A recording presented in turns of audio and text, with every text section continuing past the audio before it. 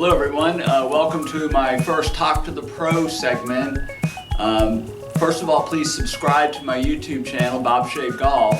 I'm here today with Mr. Blake Doyle. Blake I've known since 1992 when he used to play golf at Cypresswood with his two brothers. And then I formed a relationship with Blake over the years and was fortunate enough for him to offer me the opportunity to coach his son Matt. Blake, welcome. Thank you, Bob. I can remember all the way back in the day when you were in the cart barn and we were out here scratching around the golf course and so forth and running into you. And then we are blessed, Jean Ann and I are blessed, and Matthew, that our relationship grew so well over the years, and we appreciate that very much. Well, that's awfully nice for you to say. I guess one of my first questions for you is, when did you start playing golf and how did that come about? Kind of a funny story. I was 18 years old. I was drafted by the Baltimore Orioles out of high school, and I did not realize at the time the high draft choices had an opportunity to either have a contract with Louisville Slugger, the bat company, and at the time Power Built was the golf part of Louisville Slugger, H&B, and you could either they offered me either $200 or a complete set of golf clubs, and I said, heck, I can sell the golf clubs. I didn't know I was going to start playing, so during the off season I went to college during the off season, and in the fall in Kentucky, started playing golf for the first time. That's cool. Best score ever? Best score ever is a 69. Fantastic. Favorite golf course? Cypresswood. Ah, there you go. Good answer. Give my viewers a little bit of your professional experience through, playing the minors and went through the ups and downs of that magical journey that you've shared with me. Just a little snippet of that. I know that's a long story. Yeah, well, started at 18 in professional baseball, spent 9 years playing. Retired last year from Doyle Baseball School, a world-renowned academy that we had, and we taught kids and coaches all over the world. That after 40 years, and also the last from 2013 through 2016 was with the Colorado Rockies as the Major League hitting coach. Right, I know that was a great experience for you, being with the major league team up there and dealing with all that organized chaos, if you will, which I imagine is probably way more stories. We could have our own YouTube on Blake Doyle stories all by itself. Probably, but I'm not sure I want to tell them. I bet. As we all know, we're right in the middle of this COVID-19 health emergency. The PGA Tour announced this morning that they're considering next month, which would be June, to do events without fans.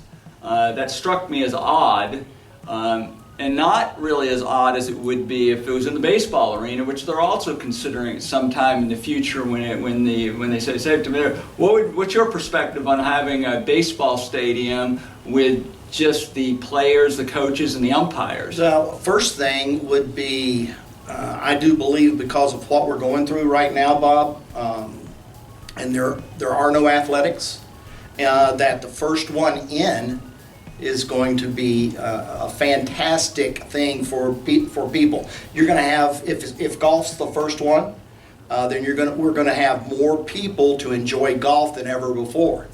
If baseball is the first one in, which I doubt, probably golf will be, then baseball is going to have a huge uptick.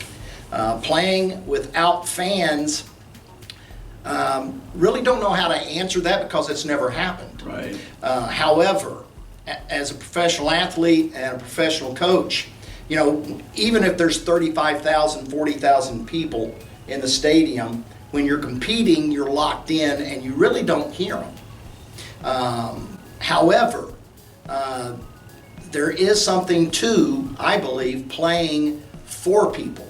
Sure. And that's why it's a team sport. And just playing individually you're going to feel, I would feel more like an individual playing for a team than vice versa. That's cool. It's an interesting perspective on the golf arena when we're out there competing and we're used to the silence. And then we've seen the pictures of when a cameraman snaps a photo in the middle of a golfer's and everybody erupts. Blake and I have had this discussion on the lesson team when I'm talking in the middle of the swing, and he said, "Dude, I've been in front of 60,000 people. It doesn't make any difference to me." And it's the changes of that thing on the golf arena. It'd be interesting to see how that goes. I think you're right. I think that the first in gets a lot of market share. I think that that's a big deal, and I think that it seems like golf would be one of the first to go in there because they can control it more, or you would think they would control it more. It would be interesting to see what television has to say about all that, because all the contracts. I'm sure they want to get back to business as quickly as possible for ad revenues and things like that. The other thing I wanted to discuss with you today is about, I guess about a year and a half ago, I introduced you to Stack and Tilt. 3 years ago, I was fortunate enough to spend some time with Andy Plummer down in Palm City. He introduced me to the system, drew the magical chart out, and got me really involved, which is where my focus has been for the last 3 years. In January, you attended a practice day here at Cypresswood where you had David Tarashki from New Jersey came down, and he's one of the authorized instructors and really high level in the system to go through that. We have gone through a few sessions together and really working. What's your take on it? Process is everything. Well, as a professional athlete, it's not the results that's important, it's the process that's important. And that is what Stack and Tilt does. It gives a process for the end result that you want. It changed my game. It gave me things that I can work on and practice, which is process, right, in order to take it out onto the course. Yeah, it's one of the things that led me to it as I was floundering around. I'd already been teaching for 25 plus years and doing a pretty good job of trying to get people to make people better, but I always got to that point with people where we couldn't turn the corner and make them better. So I went out looking for a system to follow. And that's where I got into it, and it just makes a lot of sense as a network of professionals around the world. So you can go to California and you can grab somebody and they'll speak the same language that I speak, and I think that's the value of a system. And you're not teaching the same lesson to everybody. I think that's a fallacy.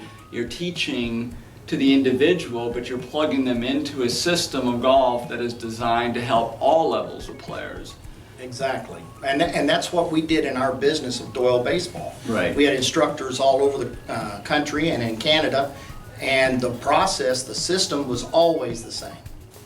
So finally, with this COVID-19 and the advent of technology, what kind of online learning environments or experiences do you offer your players? Because I know you're still doing privates.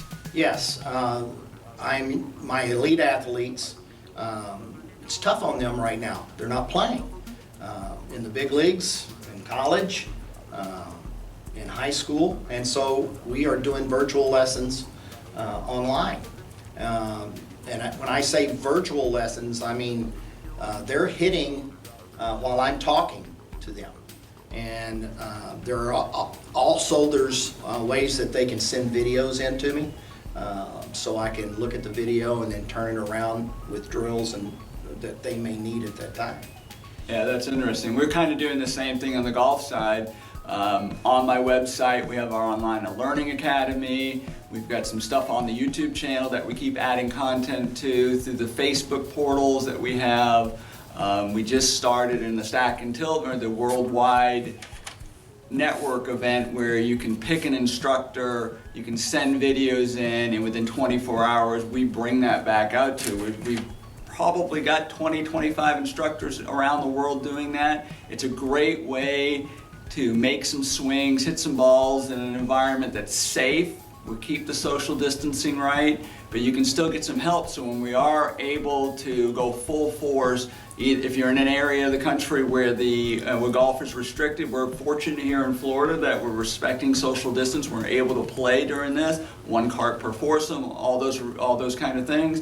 But you are able to get some top quality instruction from some very good instructors and get some effective, simple exercise to do to make you better. Blake, you got anything else to close on? Yeah, if people would like to see what I'm doing as far as the baseball is concerned, BlakeReganDoyle@gmail.com. Fantastic. And you will not regret that experience. If you're a grandpa with a kid that you think is going to be a great baseball player, Blake has helped everybody from little kids to older, baseball players trying to get better for their thing. He's a well-rounded coach and he will help everybody. So Blake, thank you. Thank you, Bob. Appreciate all your help and your support over the years, and I value our friendship going forward. I do too. Now we wash our hands. Oh yeah, that's right.